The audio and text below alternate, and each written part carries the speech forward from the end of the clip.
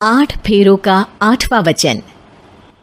स्वाति ने इसी साल शहर के कॉलेज से पढ़ाई पूरी की है और अब उसके लिए जगह जगह से रिश्ते आने लगे हैं। स्वाति से ज़्यादा उसके रिश्तेदारों को उसकी शादी की चिंता है, इसीलिए जो भी स्वाति के घर आता वो किसी नए लड़के की खबर ज़रूर ले आता। अरे दीदी, ये फोटो देख के बताओ कैसा है। राहुल नाम है लड़के का, मेरी सहेली की बहन का बेटा है। अपनी स्वाति के साथ एकदम प्यारी जोड़ी लगेगी इसकी। ज़रा दिखाना, फोटो तो बढ़िया लग रहा है। कोई गलत आदत वादत तो नहीं है ना इसे? और कमाता कितना है? अरे कोई गलत आदत नहीं है दीदी, आप कहो तो एक मीटिंग करवा देती हूँ, फिर सब कुछ फाइनल कर लेना। हाँ हाँ, ये सही कह रही हो तुम। संडे को स्वाति के पापा भी घर पे ही रहेंगे। बुआ फिर वहाँ से चली जाती है और रात को स्वाति की माँ उससे कहती है, स्वाति बेटा, आज कमला बुआ ने एक लड़के की फ़ोटो दिखाई है। संडे को वो लोग मिलने आ रहे हैं, तैयार होना तुम बेटा। अरे मम्मी, आप कहाँ कमला बुआ के चक्कर में आ जाती हो? अभी इतनी जल्दी कोई शादी वादी नहीं करनी है मुझे। अरे बेटा, अच्छा लड़का है, बुआ जानती है उसे अच्छे से। हाँ स्वाति बेटा, एक बार मिल तो लो, बाद में देखेंगे आगे क्या करना है। वैसे तो कमला रिश्ता लाई है तो मना करने का तो कोई सवाल ही नहीं उठता। संडे की सुबह होती है और कमला बुआ राहुल और उसके मम्मी पापा को लेकर स्वाति के घर आती है। अरे आइए आइए भाभी, इसे अपना ही घर समझिए, इनसे मिलिए। ये मेरे भैया और ये मेरी भाभी है।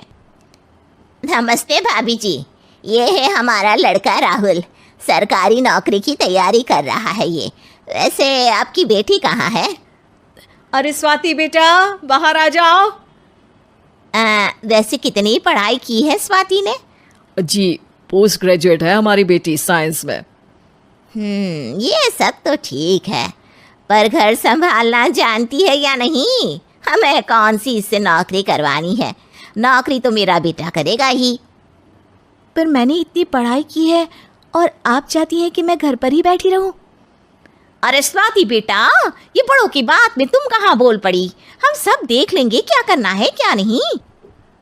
हम तो इसी बात में विश्वास करते हैं कि घर के लड़के घर में ही रहे तो ज़्यादा अच्छा रहता है। वरना भाई साहब, आप तो आजकल के हाल जानते ही हैं, कितनी घटनाएं होने लगी हैं औरतों के खिलाफ। स्वाति बेटा, रसोई का काम तो पूरा जानती हो ना? शादी के बाद तुम्हें ही संभालना है वो सब। अरे बहुत अच्छा खाना बनाती है ये, आप सब लोग इसकी तारीफ करते नहीं थकेंगे। लो भाई, हो गई मीटिंग, अब शादी की तारीख फाइनल कर लेते हैं, क्यों भैया? भाई, हम तो पंडित जी से चर्चा करने के बाद ही तारीख फाइनल करेंगे। सालों से हम उनकी बातें मानते हुए आ रहे हैं। लड़के वाले और कमला बुआ की बातें सुनकर स्वाति एकदम नाराज हो जाती है और उसे लगने लगता है कि शादी के बाद उसे घर पर ही बैठना पड़ेगा। लेकिन घर वालों के आगे उसकी एक नहीं चलती और उसे शादी के लिए हाँ कहना पड़ता है। शादी का दिन आ जाता है और सब मंडप में जमा होते हैं। अब फेरों का समय हो गया है, अब कन्या अपने वर से 7 वचन मांगेगी। आप किसी धार्मिक आयोजन में जाएं तो मुझे भी ले जाएंगे। आप मेरे माता पिता का भी बराबरी से सम्मान करेंगे, हमेशा मेरा साथ निभाएंगे। आपको दोनों परिवार की जिम्मेदारियां बखूबी निभानी होगी। हर ज़रूरी बात में मेरी भी राय लेंगे। आप सभी गलत आदतों से दूर रहेंगे। आप मेरे अलावा किसी और औरत से कोई गलत संबंध नहीं बांधेंगे। ये 7 वचन पूरे हुए, वर क्या तुम्हें ये सारे वचन मंजूर है? जी हाँ पंडित जी, मैं सारे वचन अच्छी तरीके से निभाऊंगा। अरे वाह वाह, बढ़िया तरीके से सब काम संपन्न हो गया। तो इसी के साथ विवाह संपन्न हुआ और आज से ये दोनों पति पत्नी हुए। 1 मिनट पंडित जी, अभी एक वचन लेना बाकी है। अब कौन सा वचन है बेटा? मैं अब हमेशा के लिए किसी दूसरे घर में जाने वाली हूँ, तो पति के अलावा मैं अपने सास ससुर से भी एक वचन लेना चाहूँगी। अब कहो बेटी। मैं ये चाहती हूँ कि मुझ पर किसी बात की कोई पाबंदी नहीं लगाई जाएगी। मुझे सब कुछ करने की आज़ादी होगी और मैं भी विश्वास दिलाती हूँ कि मैं एक अच्छी बहू बन के दिखाऊंगी। स्वाति की बात सुनकर उसके सास ससुर एकदम चौंक जाते हैं और कुछ बोल नहीं पाते कि उतने में कमला बुआ बोल पड़ती है।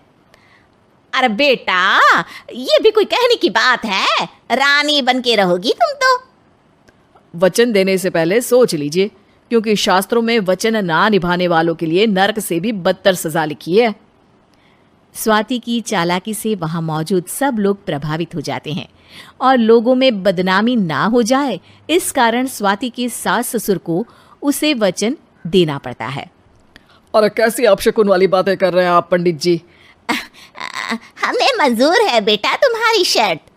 स्वाति अपनी समझदारी से अपनी बात अपने ससुराल वालों से मनवा लेती है और खुशी खुशी राहुल से शादी कर लेती है।